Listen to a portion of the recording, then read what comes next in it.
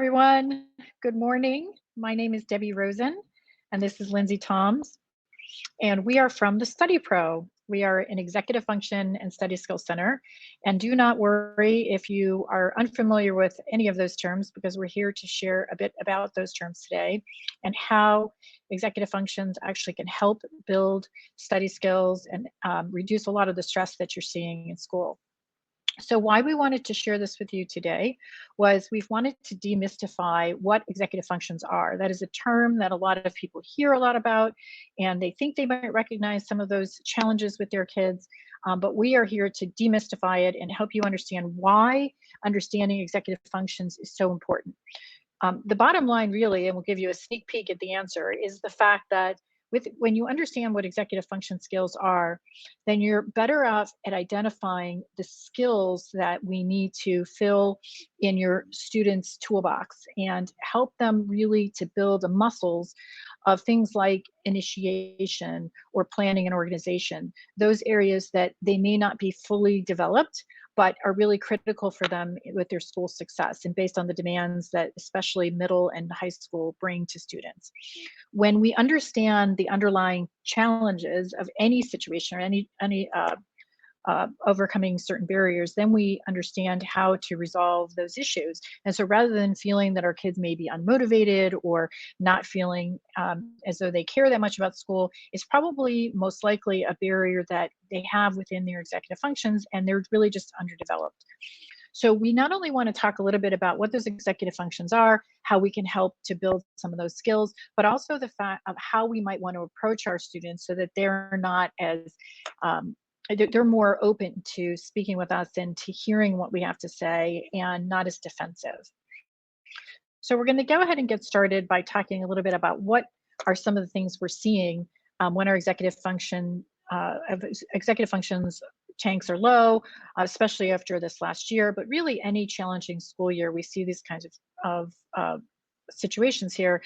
Kids have a lot of challenge just figuring out what they have to do, staying focused on what they have to do, tracking their work, breaking the work down so that it feels a little bit more approachable.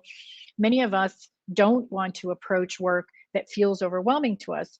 A lot of us don't run marathons because we think they're going to be too long. And in the case of our students, what's happening is a lot of kids feel that each assignment in itself is a marathon. And so they're having a hard time. And then what happens is there's a lot of avoidance. Sometimes kids start assignments and then they get stuck and they have difficult time managing their emotions and saying, you know what, I'm going to have a growth mindset and I'm going to try to learn from the fact that I don't understand or try different ways of understanding. And these are really all their things that are hard. And again, the great news is that they're all skills that we can help help students to develop. So what exactly are executive functions?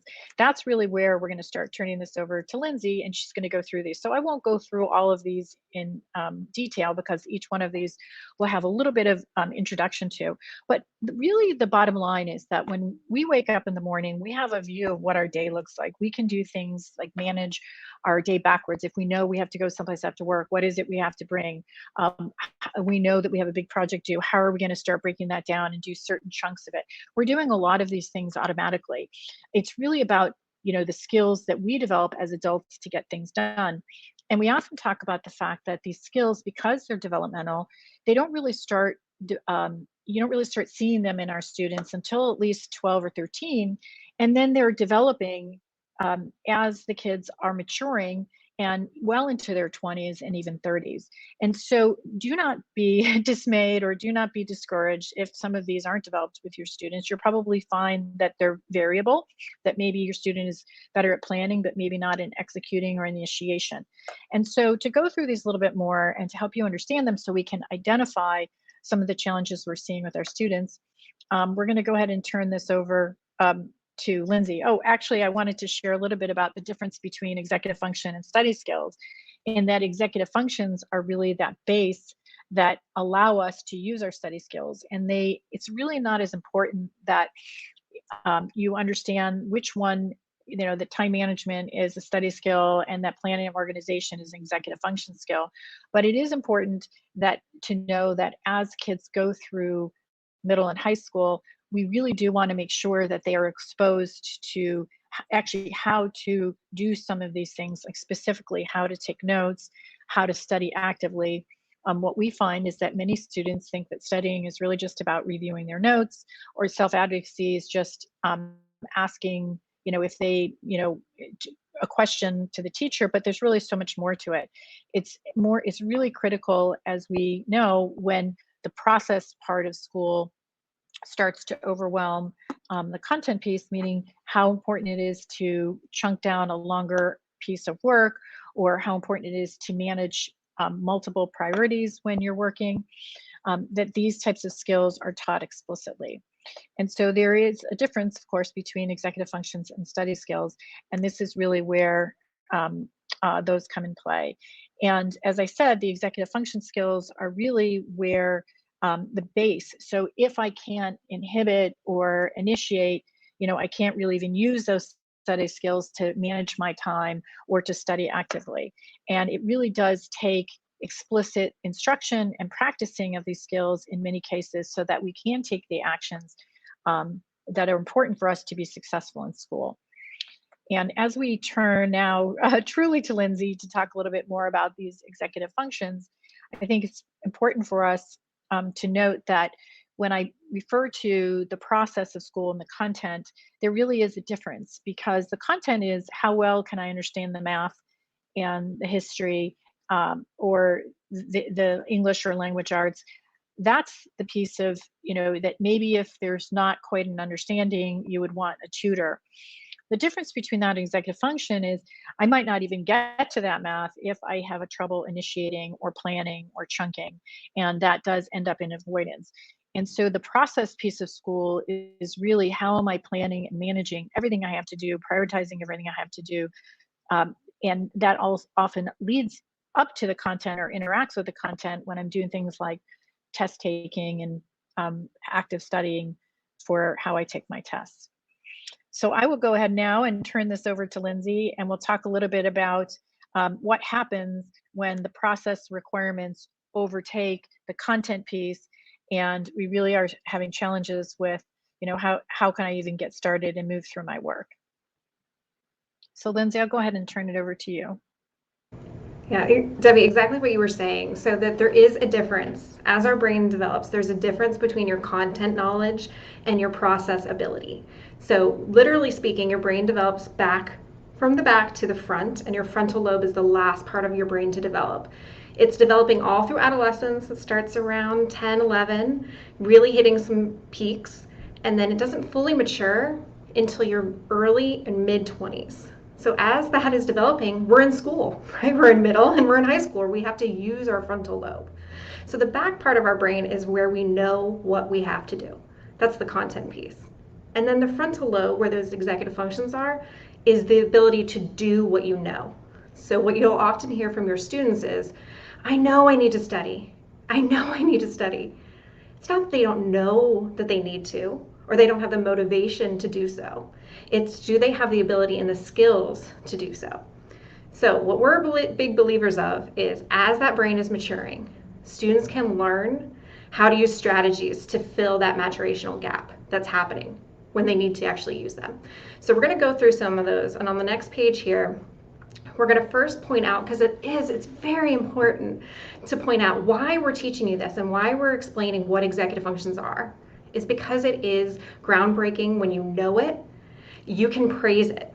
It's very, very easy to see when executive functions are going wrong, and it can be tempting to think that they're lazy, that they're unmotivated, that they're just wasting their time, that they don't care about their grades. Well, what I'm going to tell you is it's the exact opposite is true. They do, but they don't have the abilities yet to demonstrate some of those executive function uses. So they need strategies. If we come from the place of thinking it's they're lazy, we can try to incentivize or penalize when we see a grade that is less than their abilities and less than what they're capable of. We can ground them, we can take away their phone, but then somehow that missing work is still there, or somehow that test score is still looking the same. So we want to find the right approach and finding the right strategy to meet their needs, which for most of our students are those developing executive function skills. So to go a little bit more in detail, we're going to show you exactly what these might look like, and some of these are going to be pretty familiar. As I go through these executive functions, I want you to keep in mind that really it is about your brain's ability to manage three things. It's your brain's ability to manage your thoughts, about your feelings, and then manage your actions. So I'm going to say that again. You keep in mind that as we discuss these executive functions, it's all around our brain's ability to manage your thoughts, your feelings, and your actions. So let's take a look at a couple of these. First one, initiation. As Debbie was describing, getting started can be a big hurdle for a lot of our kids. So it's not that they don't know that they don't have homework. It's not that they don't know that that paper is due on Friday. It's that, can I initiate? How do I get started? So some of these might look familiar. I work at the last minute because I have these binge sessions. For students who have initiation challenges, they don't trust their initiation. They've been let down by their initiation before. They've had all intent in the world to work on that outline on Thursday, and then Thursday came and it didn't happen. So they've built a habit of binging all of that work in one time. It's not that they don't know what they have to do, it's their ability to get started on that. So just chunking, which is one of those study skills that we refer to, they need to use an initiation strategy to actually follow through on that chunk. Maybe it's putting on music. Maybe it's setting a timer for 5 minutes and just seeing how far we get. Maybe it's just simply putting the title on a Google Doc. Just seeing that blank page can be really overwhelming and intimidating. So we want to teach kids the strategies on how to initiate and not just assume just because they know it, they can do it. And kind of going very, very hand in hand with initiating is shifting. Shifting is your brain's ability to shift from one thought process to another, having that mental flexibility. So some of these might look familiar. I can get stuck on a problem or part of a project. Or I don't like when things change, when plans change. We had to do a big shift this time last year in March. And that was a big change for our kids. Now we might be having some challenges with shifting to a new routine and a new schedule. We often see this as a barrier with projects or papers because I might feel really confident about my research, but I might get stuck on that stage. So I need a strategy to help shift off of that. How do I know when I'm done researching?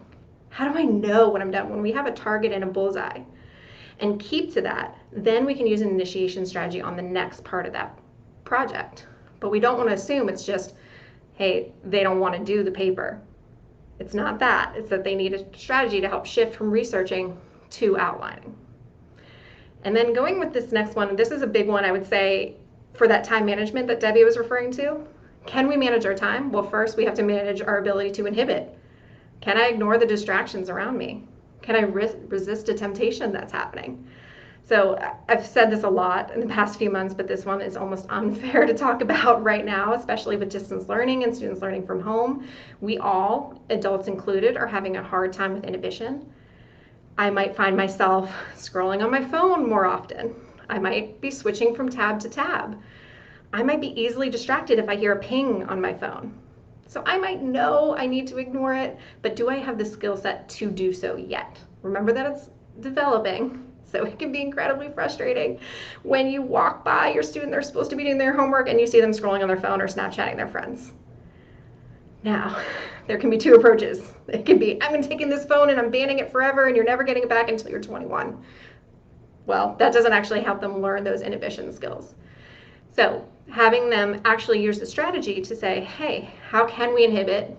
And one of the biggest takeaways I hope you have from this part is short little spurts. Knowing when they don't have to inhibit is a strategy. Knowing that they will have time on their schedule to hang with friends, chat with friends, use their phone uninterrupted. That's why a lot of our kids are staying up really, really late. So that's their uninhibition time that they can actually use all their devices the way they want and not have to be restricted and inhibit. But we want to teach them some strategies for, especially when they're in homework or in class, to actually inhibit. Out of sight, out of mind is the best. Having it plugged in, any device plugged in, away from their field of vision. Having grayscale turned on their phone so they don't get as much of a dopamine fix whenever they do check it. And limiting their tabs. So sometimes restricting and blocking websites isn't as effective as maybe just having a limit of 3 tabs at a time. So then that they can stay focused on what they need to at the moment and not be tempted to even just go back and check their email multiple times. So we'll go to the next one here, this emotional control. So this is when you might see it for a student who has some perfectionistic tendencies, who might get stuck trying to make it right or perfect. So I'm going to remind you here and think about your executive functions, ability to manage your thoughts, your feelings, and your actions. So when we see emotional control, it starts with your thoughts. What are the thoughts I'm having around this paper? Is it, if I don't find this perfect source, my teacher's going to think I'm a failure. I'm going to disappoint my parents. I'm going to fail. I'm never going to get into college. No one's ever going to want to employ me. It could go on and on and on. But it starts with those thoughts that we're having. And then those feelings are overwhelm, disappointment, sadness, frustration. And then I'm not able to actually move off of and start that paper. I might feel stuck. That's where my emotional control strategies come into play. It's never about suppressing emotions. It's about acknowledging what feelings we're having and tracing them back to a thought. What thought might be getting in the way of achieving this goal? I gotta find that perfect source. I gotta find that perfect clip art. Or this can be a barrier to reaching out to teachers, to seeking help. Hey, if I let my parents know that I haven't started on that paper yet and I'm feeling overwhelmed, they're gonna think that I'm lazy. They're gonna think I don't care. Those can be some of the barriers that our students are having with emotional control. So the first step, and a lot of the strategies we use here, are about them recognizing their emotions and then using strategies to regulate them. So even think about the old school stress balls, something to play with in their hands, a stretchy band around the legs of their chairs to kick on. Having regular breaks for breathing, mindfulness, are really effective because they're proactive, not when they're reactive. When we notice students' emotions kind of hitting that peak level, it never really helps to get in their face and say, hey, why don't you take 5 deep breaths? Never works. In the history of being told to calm down, no one's ever really calmed down when they're told to. So we want to use strategies here that are proactive. Getting time outdoors, connecting, journaling is a really effective strategy here too. So we'll talk about the next one here too, because with working memory, this is one that's very much impacted, especially with online learning. It is your ability, your brain's ability to hold on to information and use it. So I often call this the what was I doing memory, that I started to do something, I have it in my mind, and then I go to use it, and then poof, it's gone. It's like I never happened. That's why notes, sticky notes, are extremely effective because it offloads that information. So you're not dependent on your frontal lobe to hold on to that information. So we often see this with students in directions. So they read the directions, now they have to go use it. Can they scroll down that page and still retain the 3 parts of that question that they're supposed to answer? Probably not. That's a lot to ask of their frontal lobe right now, what's developing. So we want to use strategies that help them pick apart the directions, highlighting it, picking out the key words, copying and pasting the directions into the heading of a paper, especially a Google Doc. So when you scroll to the second page of the Google Doc, oh, it's still in the heading. I still get to see it. Offloading it, putting on a Post-it note, even if it's remembering directions. If you tell your kids as parents, you tell your kids, like, go upstairs, I want you to go, it's time for soccer practice, make sure to get your cleats, your shin guards, and don't forget your uniform. It's hanging up in the closet. And then it's time to leave, you're walking out the door and they only have their cleats. That's probably happened to many of you many times before. So they need a strategy there. So there's 3 things you're getting from your room. Hold up your fingers. 1, 2, 3. How many things? 3. So as they go in, they might be going, okay, what's the first thing, the second thing, and the third? So that information is anchored to something external. That's what all the working memory strategies are. It's taking that information and externalizing it and anchoring it to something else. So then when they need to go use it, they can retrieve it easier. So on to the next one here, this self-monitoring. So this is your ability to track your performance, monitor your performance. Recognize, remember my thoughts, my feelings, and my actions. How are those impacting my goals? How are my actions impacting my goals? Am I rushing through my papers? Am I rushing through a test? Not checking over my work? I don't like to proofread for mistakes. And I'll acknowledge why this is a challenge for a lot of our students. Is to think about all those executive functions we just referred to. Think about initiation, thinking about inhibition, thinking about emotional control. So say I'm taking a test. It was hard to initiate on that. I had to inhibit my phone going off or other tabs on my computer that are going on. My little brothers might be screaming in the other room. I'm inhibiting. Then I actually have to manage my emotional control of, what if I do? I really need to pass this test. I really need to bring my grade up. Now I finished it. I feel really great. I got a dopamine boost from finishing that test. Now you want me to go back and self-monitor and do all of those actions again and use all of those skills again? It's a real big challenge. So what we want to do is make students aware of this and then use strategies to self-monitor as they go versus at the end. We are very transparent with our students and we say, this is what we're working on. And this is why it's a challenge. Having them be able to reflect on it and then say, now, if you were to check over 25 questions all at once, how likely are you to self-monitor? Not so much. How likely would you be if you were checking over 5 questions? Much more likely. It's a smaller chunk. So we might teach strategies when they're about to take a test. You count up how many problems and just say, okay, every 5 I'm going to stop and check. If I was using a paper test, I might draw a line and have a highlighter so that I can remind myself to stop and check then.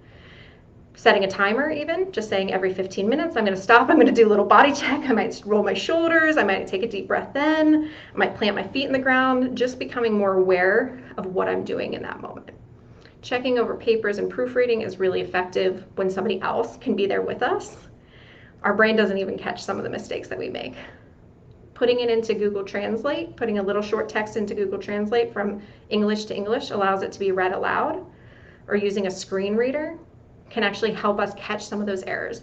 Making it novel and fun and making it specific means that student's more likely to self-monitor. If we just say, hey, did you check over that test? They'll be like, yeah, I did when I turned it in. If we said, okay, did you actually check for the first 5, those were multiple choice. Did you have 5 circles for multiple choice? If you're making it specific, then they're more likely to be able to take action and use this skill here. And so after we've self-monitored, we also need this skill of planning and organizing. This is what you might think of that forward thinking. It's about knowing what's coming in the future. And the connection I see in some of these bubbles that you see here on the screen is probably very familiar to us as parents, but what we as adults have is this fully developed frontal lobe. So we can see things further into the future. Students, even through high school into a senior in high school, are about a 2-week timeline that they're able to see into the future and plan for that. We can see further. So what that looks like for us, trying to support our kids, is we can see the quote-unquote danger coming down the track. It's like a train coming down the track. We see that paper, it's due on Friday.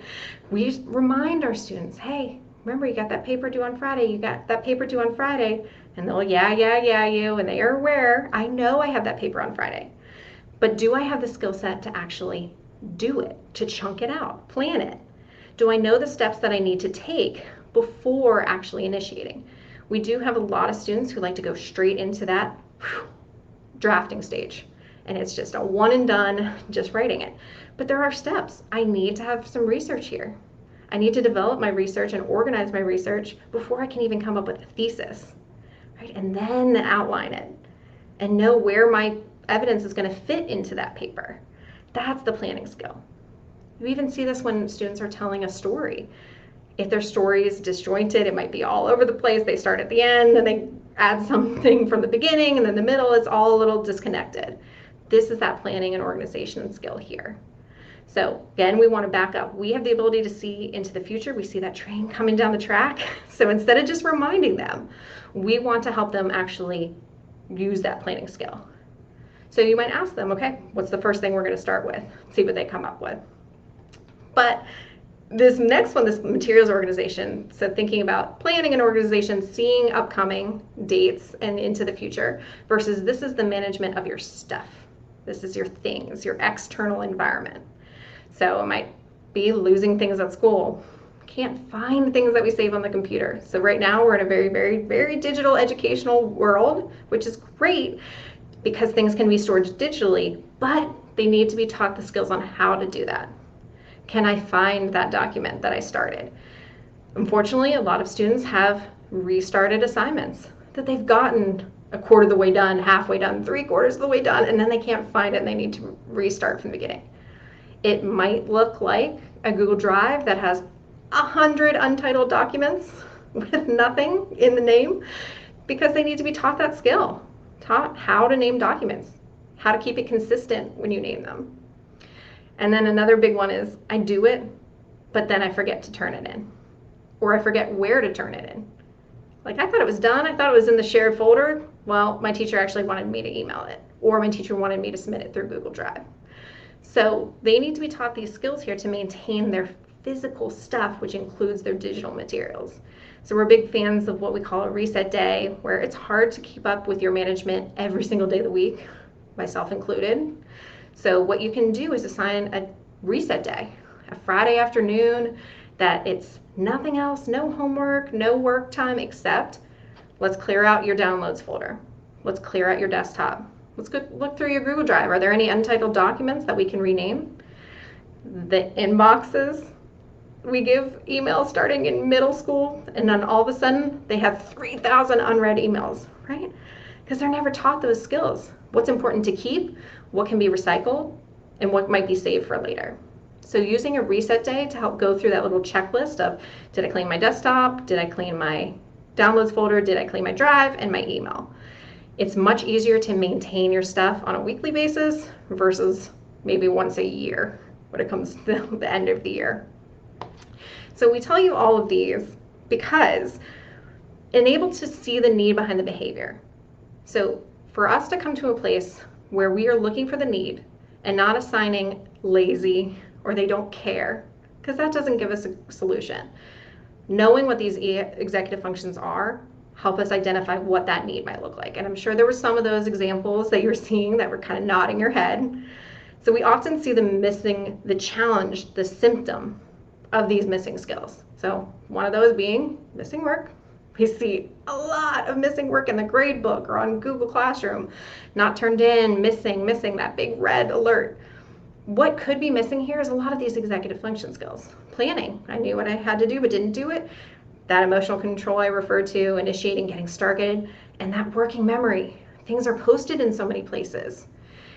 Students really are encoding that they have done something because there's assignments that look similar. Think about math, there might be IXL assignments, Ed Puzzle assignments, there might be math space assignments. So there's all these different, which is good, novelty is good for the brain, but how are they tracking and remembering that they actually did it and submitted it if it's posted in different ways? They need a system there, they need a strategy. But what it's not, and what's important for parents to recognize, is that it's not a lack of motivation or laziness here. That doesn't give us the remedy. Same thing with low test scores. I referred to that self-monitoring, the not checking it over. Yeah, I might have rushed through, I might have missed part of the directions. We hear that often from students. Oh, I knew that one. I knew that one, and they get upset with themselves because they missed it. That emotional control. Test anxiety is proven to have an impact on test scores. There's also strategies and a focus, concentration. If you just worked on test taking and test anxiety strategies, test scores go up. Also that shifting, can I move on from one problem? I might get stuck thinking that this is the problem that's going to make or break my test, and then I miss the rest of the page. And then of course, those executive function skills need to be used to study. Am I taking notes in class? Do I have notes to refer to when studying? Am I actively studying or just rereading my notes like Debbie was referring to? And then do I have strategies to attack that test and use test taking strategies there? Again, don't want to, when that failed test grade comes back, assume it's because they're not trying. And then this last one, not paying attention in class. I say this as a teacher, and I say this as a teacher who's taught remotely. It is really hard to not jump to that last column, that it's this lack of motivation or caring or disrespect to the teacher. But that doesn't help. That doesn't help my students become more engaged in my class. Teaching them inhibition strategies, teaching them shifting strategies or working memory strategies. That is what's going to help them become more engaged in my class. And same with them at home or in school. So do I have a way of tracking multiple directions when they're giving? Even just like holding up a remember, like, hey, your teacher might say remember in class. Hey, remember, before you go, I want you actually to submit that Google Doc before you log off. Even just a little trick of like crossing your fingers is something we teach our students so that they can retain that information. So then they'll be like, why did I cross my, oh yeah, I have to turn in that Google Doc. Something, again, externalizing that information. But everything you see here on your screen, these purples, are designed to help you see that need behind the behavior so you can come from the solution orientation, this problem solving and problem seeking together versus just the assumption of lazy or not caring. So I'll kind of pass it over a little bit here to Debbie so we can look at some of those strategies that parents can help with when we're seeing some of those symptoms. Thanks, Lindsay. So again, just to try to pick up where Lindsay left off, why we tell you all about what all of these executive functions is, again, so we can recognize how can we best help? How can our students, what are the skills that our students really need to work on? And oftentimes, we'll say these generic type of questions. Do you have homework? Have you started? What homework do you have? And again, if our students are having issues with initiation, if our students are having issues with emotional control or even some study skills like chunking work down, we're really not necessarily helping them to overcome the barriers that typically are there to start or know what homework they may have. So what we wanted to do was to think about an example. One thing that we see very commonly is that students just have a hard time starting. And, there are a lot of reasons for that. Before I kind of what's on the slide, think about the fact that what are your challenges when you have a hard time getting started with things? You don't quite understand it. Maybe you haven't looked at it closely enough. There's so many times that all we're really doing is helping students pop open assignment and look at it and see what the directions are. And they realize that big wall of awful that they've built in terms of how horrible they think it is really not as bad as they've made it up to be in their mind. Again, that kind of emotional control that Lindsay talked about. So what we have here is questions that we ask actually in our study skills course around initiation, and students really asking themselves, again, what is that need behind the behavior? What's the challenge, the barriers that I have? Is it, when I'm having a hard time starting as a student, is it because I really don't know what I have to do, because it's not worth enough points, because it's maybe too much, worth too many points? And so it's important really for our students to self-assess and again self-monitor and say what is really going on here, so that they can create the kind of start routine or solutions to the barriers that they're having. So for us, two of the things that we really help, we teach students that help them to get started, is planning, and also kind of how we're going to enter in. We call them on ramps, how we're going to enter into the assignment.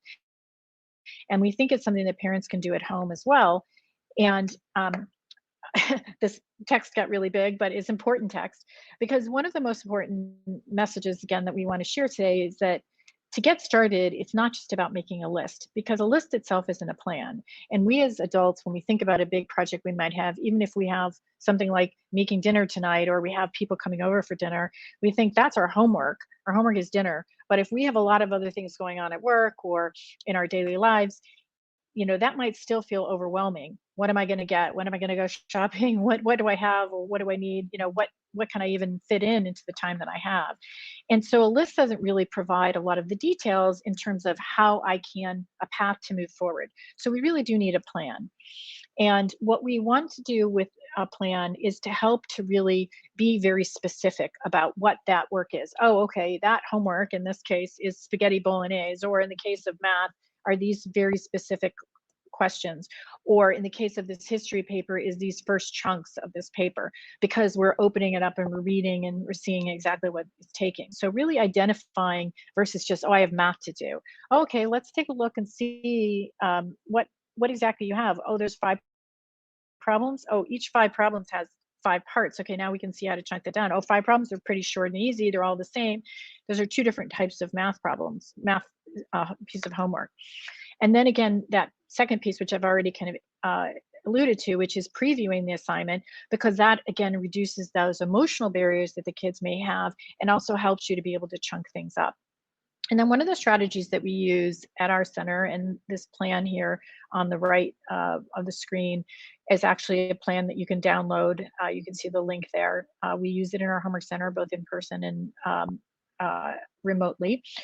It's alternating, and we're starting just like we would in, if we were working out, with something to warm up our brain. So what of these list of very specific assignments that we just put here, with the estimate of how long it each might take, would be the easiest for you, that's, could get your brain going. And of course, that's very personal for each student. Math might be really easy for one student, history for another, and then not for others. So usually we find that when we ask what roadblocks and what successes our kids have had at the end of this planning, one of the things they often say is this easy hard method. So starting with something easy to get their brain going. Then when their brain is, oh, okay, I'm kind of alert, I've had my cup of coffee essentially, not literally but figuratively, then I go to the thing that's the most stressful for me, the hardest high priority item. Why? Because what often happens with kids is that they punish their future selves, as we like to say, by waiting for these more challenging assignments to the end of the night, but then they're tired, etc. By making a plan, by being very specific, by knowing exactly what chunks they're doing, estimating how long, and then prioritizing this kind of easier, less stressful way, more stressful, harder way, and then alternating, then they've kind of put that aside and they're ready to do their work. Planning itself is an initiation strategy. And so one of the things, kind of bringing this back around, is again, if we know that students have challenges initiating, if we know they have some emotional control, some of these things, really, we really are giving them skills to overcome those barriers by doing this type of a plan. And you can do that as well with your students. And then, as we said, now how do we get safely, we call them on ramps, how do we get safely into the traffic of the assignment without getting killed while we're doing that? Well, we said one of them is really just about previewing assignments. And, there are a lot of ways that you see here on the right for English and history. Sometimes it means going off-roading. Let's go in to look at other videos around that science topic that's not what we looked at in class, just to give us, another way to get into the information and start taking some notes on that. For English, often we find that we're asked questions and we're not really finding a way to connect with the questions. Some of the things we do with our students here often is, asking them, how are they connecting with the question? For example, how will you show up on campus if you're accepted, as we're working with them for high school or college applications? Well, what does that really mean, show up on campus? How do you connect with that in your personal life? How are you shown up? How have people shown up for you? So finding a way that they can connect. Just creating a very simple diagram. So I often will help students by creating almost like a spider diagram on a whiteboard. We have these whiteboards that you can easily get here that are personal whiteboards, and then you can be sitting with many of those next to the students. And students love these whiteboards because it's not as intimidating as starting to write a sentence where they feel like they have to have the sentence perfectly. So you just create, oh yeah, you have your topic, about what was the theme of this book. Okay, well, let's talk about what did you really take away from that? Then when you hear that, what might you ask? What other questions might you ask? And you almost make a spider diagram. So there's a lot of ways that we can help kids if we as parents, and if they'll allow us to help, which we're about to get on, if we as parents want to help them move forward and initiate. It's not by saying, what homework do you have? Did you do your homework? It's more about specifically, oh, what's going on in history today specifically that we have to work on? And oh, that would be really interesting to think about. I'd love to explore some topics with you around, I'd love to learn a little bit more about that government construct. And so here are other strategies that we talk about in our course. And of course, you can take a screenshot of this, pause this video. But really, a lot of them, it just comes down to, as Lindsay said earlier, finding a way to just get started in the smallest ways. Even if you're covering up the sheet, if there's a physical sheet and there's multiple problems, you're covering it up, you're saying, let's go with 5. You're writing the numbers of problems on here and they're erasing them every time they're doing one. A lot of ways to make it novel and to get kids started, because really, oftentimes it's really just about them getting started, and then they're able to finish on their own. And so as we move to the last piece, and we'll turn this back over to Lindsay, again, hopefully we better understand what executive functions are so that we can see the barriers that our students are having. Why? So we can have the right types of solutions and skills that we're building for our students to overcome those versus just, maybe assuming things, as we said, that they may be lazy. But now what do we do? So when we say watering the seeds, what does that mean? Well, what it means is that if we know that a student has a trouble with initiation or has trouble even with, reading. My daughter is not a natural reader. What do I do? Do I say, okay, you're reading 30 minutes, and then if she didn't read 30 minutes, go, oh my gosh, every time I ask you 30 minutes, you're not reading 30 minutes. If she read 5 minutes and that was more than she read the day before, that's the seed we want to water. Okay, what was easy about those 5 minutes? What was harder? Can we try to make it 10 minutes tomorrow? Meeting the kids where they are and watering every seed that is moving them in the right direction and helping that identifies to you can identify that is helping them build the skills that we're trying to move, and the approach that the direction that we're trying to move them in. And that's really what watering the seeds is all about. So to give some examples of how can we speak to our students and focus on strategies, not just results, and focusing on how to water the seeds, I'm going to turn it back over to Lindsay. Yeah, kind of exactly what Debbie was saying. I'm just going to refer to a little bit of those initiation strategies. We don't have to be a trained expert to maybe recognize when our students are not starting. We might see them looking around the room, we might see them scrolling on their phone, we might see them picking up their nails. So as parents, we can approach the students with watering the seeds moments there to say, okay, I'm recognizing that this paper might be bothering you. Why don't we let's just try, what would a good title be for this paper? Let's just see if we can get something on this Google Doc. By coming from that approach that they see you as problem solving versus accusatory, like you need to finish this. That doesn't actually give them the solution. So when we're saying watering the seeds, we're saying give that specific use and praise for the executive function skills. If you remember what I pointed out earlier, that it's easy to recognize when they're going wrong, the goal of today is also for you to recognize when they're going right. So when we can reflect, hey, they got an A on a paper, that's fantastic, they deserve all the praise in the world there. You can say, what worked there? What studying did you find effective? Oh, that's great, because then you're watering and praising what you want to see repeated, them use of a strategy, them use of a skill. Then the repetition of the A's will come. You can say, oh, when that paper got done, what we don't want to say is, see, I told you it wouldn't be that hard. Or see, next time you're going to want to start earlier, right? That does not motivate them to use this executive function there. What you can do is validate is, oh, that must feel so great. Thank you for sharing that. What helped get over that hurdle? What helped get initiated?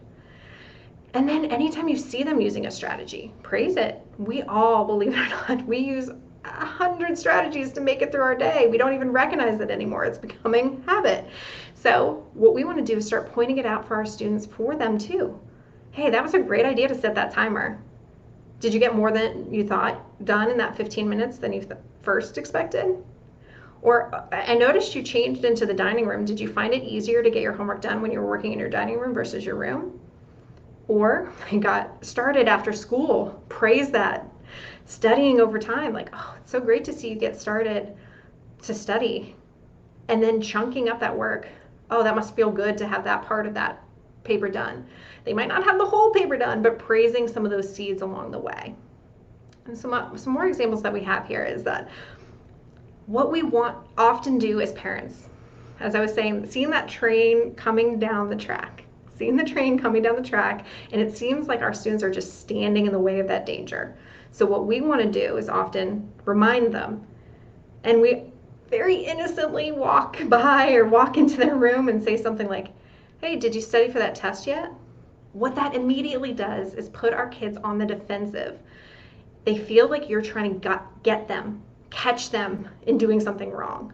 There's this implication that they're failing at something. And they were like, oh, yes, I know, or I was just about to. Or yes, I'm going to. Why do you always bug me? Why do you always assume the worst of me? What we can do is come from a place where it's not just a yes-no question. The yes-no puts them on the defensive. But did you find anything interesting? when you were studying for that periodic table? Or I always wanted to know how to read it. I can't remember what that number in the top left-hand corner, what does that stand for again?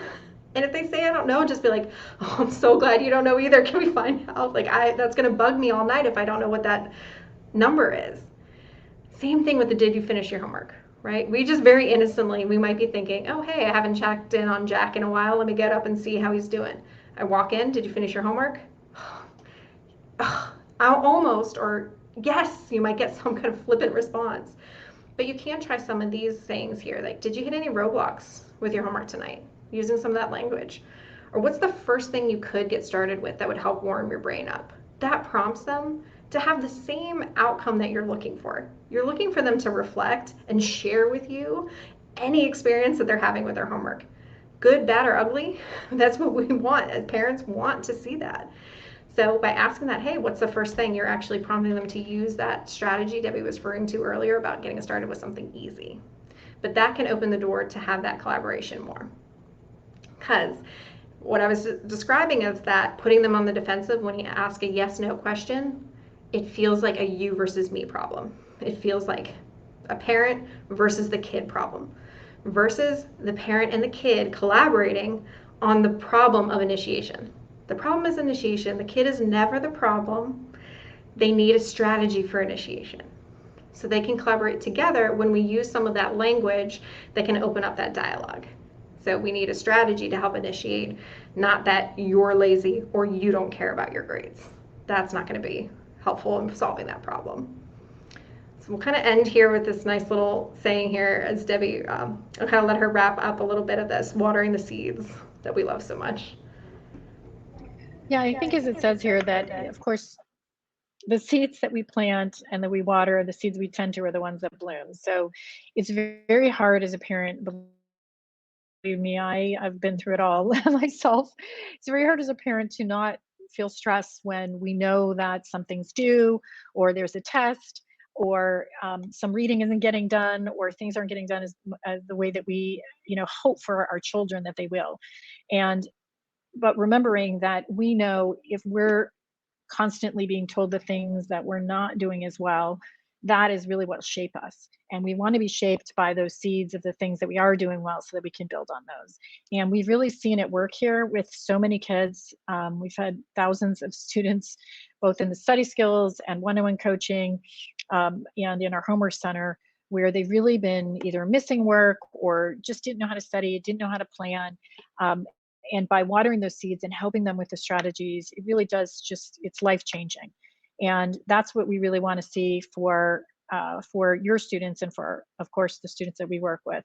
And so the wrap up really is that there are missing skills. The great thing about learning how to learn is that learning is a skill. Anything that you can practice and get better at is a skill. And that's really what learning is.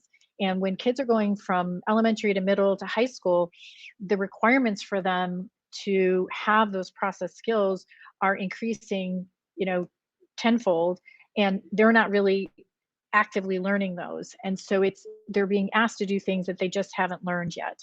And so we're really trying to help them by introducing one skill at a time, introducing different strategies, and remembering that it's really about the strategies that they're going to use and the effort that will help them succeed. And the strategies are a lot of the things that Lindsay and hopefully I talked about in terms of getting started with just something very little, test taking strategies, self monitoring strategies, etc. And that we really think that as parents, we can play an incredibly positive role in our students' lives by finding those things that they're doing right and helping them feel success even one seed at a time. And with that, we wanted to share that, the Study Pro, we lost our blue pro on the blue background, I guess there. The Study Pro does offer executive function coaching and study skills classes. We're doing that all summer. If you're watching this during the school year, we are coming to the end of the year. We have some more this year as well. And then we have both a remote homework center and our in-person homework center that's right here, that is open in a limited way. And so we would love to hear from you. We also do writing coaching because writing itself is very process oriented. And a lot of times kids benefit from understanding the pieces or the elements of writing, and how to organize and emotional control, a lot of things that Lindsay talked about that are really critical emotional executive functions around writing. So please reach out to us at info@thestudypro, or visit our website. We'd love to hear from you. And thank you. We hope that you took a lot away today about what executive functions are, what are some strategies you can use for your students, and then how you can speak to your students, hopefully, to start building some of those skills and their confidence. Thanks so much. We hope you enjoyed it, and see you soon.